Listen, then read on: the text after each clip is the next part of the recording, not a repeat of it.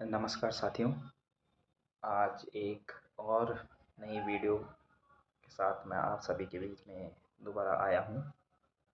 वैसे तो मैं आप सभी के बीच ब्लॉग के माध्यम से आने का प्रयास करता रहता हूँ बीच-बीच में, लेकिन आज का ये कोई ब्लॉग नहीं है, अपितु एक सूचना कह सकते हैं और एक गाँव गाँव में लोगों को कितना सतर्क रहने की आवश्यकता है, इस विषय पर कह सकते हैं।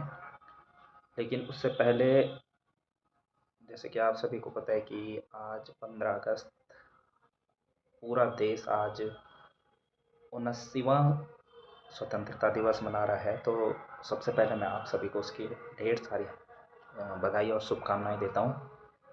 और अब मैं आज के अपने विषय पर आता हूँ।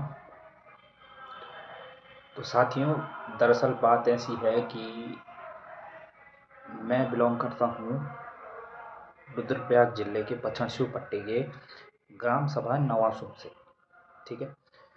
और विगत परसों रात यानी कि 13 अगस्त की रात को हमारे गांव ग्राम सभा में एक बहुत ही दुर्भाग्यपूर्ण घटना घटी है, जिसने पूरे ग्राम सभा को सोचने पर मजबूर कर दिया है। घटना क्या घटी है? 13 अगस्त की रात को, देर रात को, जो हमारे गांव में भूमि की भूमियाल देवी है, मतलब जो देवी भूमि की रक्षा करने वाली है, माँ हरियाल देवी मंदिर, उस मंदिर में चोरी हुई है। और ऐसी नहीं हुई है कि छोटी मोटी चोरी हुई है, ये एक बहुत बड़ी चोरी हुई है। सोचिए साथियों, जो ये चोरी हुई है कोई छोटी मोटी चोरी नहीं हुई है। जिस अभी तक मतलब जो जानकारी मेरे तक पहुंची है, मतलब जो मेरे को मेरे घर वालों के द्वारा पता चली है, उसके अनुसार कह रही हैं कि 3 नथ, माता की 3 नथ, कानों के झुमके, एक गले की चैन और मांग टीका, ये तो थे। साथ में मंदिर में जितने भी छत्र लगे हुए थे चांदी के, वो सभी चोरी हुए हैं। और इन सभी के साथ दान पेटी में जितना भी दान था, जितना भी चढ़ावा आया हुआ था, सब का सब चोरी हुआ है। तो साथियों, सोच सकते हैं कि ये चोरी कोई छोटी मोटी चोरी नहीं है। और वो भी ऐसी घटना हमारे ग्राम सभा में पहले भी एक बार घट चुकी थी। तब जहाँ तक मुझे ध्यान है, दान पेटी की चोरी हुई थी, मतलब दान पेटी फाड़ के और तोड़ के उसे उससे चोरी हुई थी। वो कालिंका मंदिर पे हुई थी, जहाँ तक मुझे ध्यान है।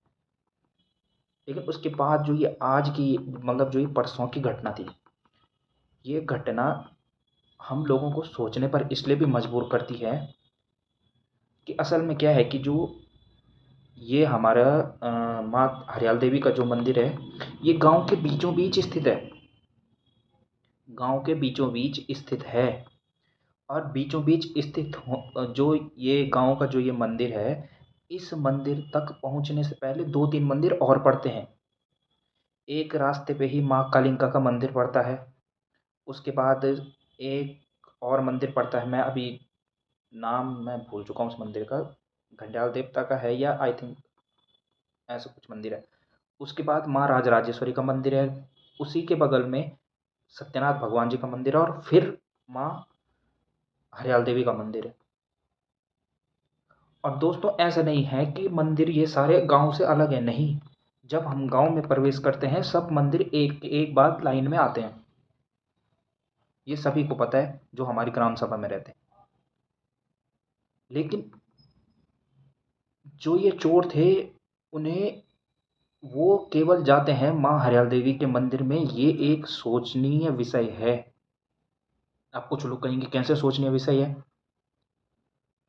साथियों देखो, अगर कोई चोर आता है ना, अगर सपोज कोई एकदम से चोरी करने आया है, ठीक है, तो वो ये नहीं देखे, उसको कुछ नहीं पता होगा कि इस गांव में इतना सबसे बड़ा मंदिर कौन सा है। उसको जो दिखेगा वो वहां चोरी करेगा। लेकिन गांव के सबसे बड़े मंदिर में चोरी वही कर सकता है जिसको इस चीज की जानकारी पहले से ही प्राप्त हो, अर्थात वो काफी लंबे समय से इस मंदिर पर नजर बनाए हुए था। उसकी ये घटना घटित करने की बहुत लंबी साजिश थी। ये एक सोचनीय विषय है साथियों। और ये सोचनीय विषय इसलिए भी है कि जो माता का मंदिर है, उस मंदिर में दो दरवाजे, और उन दो दरवाजों पर चार ताले लगे हुए थे। उन्हें तोड़ने के लिए सब्बल का प्रयोग किया गया। और अगर कोई चोर आता है, वो अपने साथ सब्बल तो लेके आएगा नहीं, उसे वो सब्बल कहाँ से मिला। और अगर वो अपने साथ लेके भी आया तो उसने वो सब्बल वहाँ क्यों छोड़ा। वो सब्बल वहीं पड़ा हुआ था। चलो मान लिया, छोड़ो कि उसे सब्बल कहीं रास्ते में दिख गया, उसने ऐसे कर दिया, चलो मान लिया, कोई दिक्कत नहीं। लेकिन गांव के बीचों बीच स्थित मंदिर में इतनी बड़ी घटना कैसे घटित हो सकती है। इस बात का रिलेट मैं एक कुछ समय पहले हमारे चाचा श्री गोपाल सिंह रौथान चाचा जी और मेरे भाई द्वारा एक वीडियो बनाई गई थी।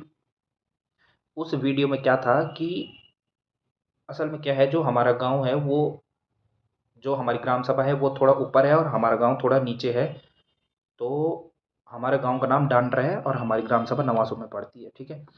लेकिन कुछ समय पहले, कुछ महीने पहले एक घटना घटित हुई थी हमारे गांव डांडर में। क्या हुई थी कि दो काम करने वाले नेपाली देर रात, ऐसे नहीं कि 7-8 बजे, बहुत रात, लगभग 10-11 बजे या 9-10 बजे, ऐसे कुछ मतलब बहुत देर रात में हमारे गांव में दिखे थे।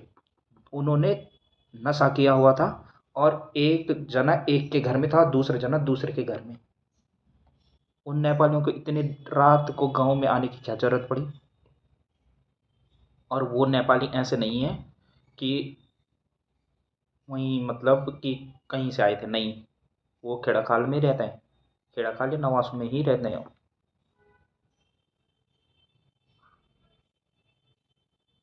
मैं ये नहीं कह रहा हूँ साथियों कि उन्होंने ये घटना घटाई। लेकिन सोचनीय विषय ये है कि कुछ समय पहले जो ये नेपाली लोग हैं, मतलब मैं ये बताना चाहता हूँ कि जो ये बाहरी लोग हैं, ये हमारी ग्राम सभा और हमारे गांवों के लिए कितने घातक हो सकते हैं।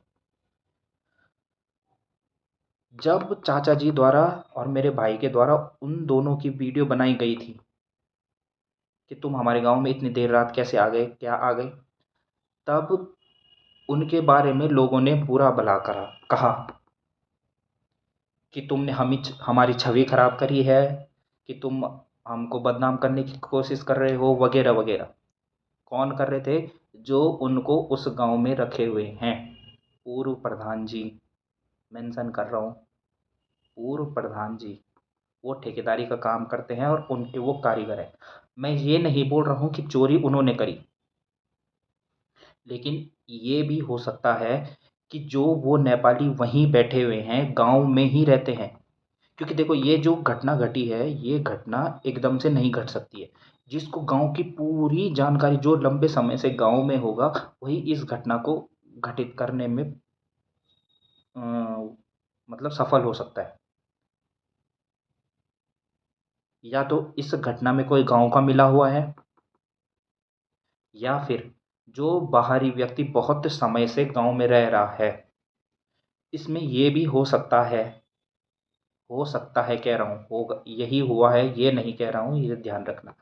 मैं ये बोल रहा हूँ कि इसमें ये भी हो सकता है कि जो बाहरी व्यक्ति, जो जिन नेपालियों की बात मैं कर रहा हूँ अभी थोड़ी देर पहले, जो मैंने कहा है कि हमारे गांव में घूम रहे थे, ये भी हो सकता है कि उन्हीं के कुछ साथी आए हों, उनकी मदद से चोरी करके वो चले गए हों, लेकिन वो नेपाली वहीं हों ताकि उन पे कोई शक ना जाए कि इन्होंने ये चोरी करी है।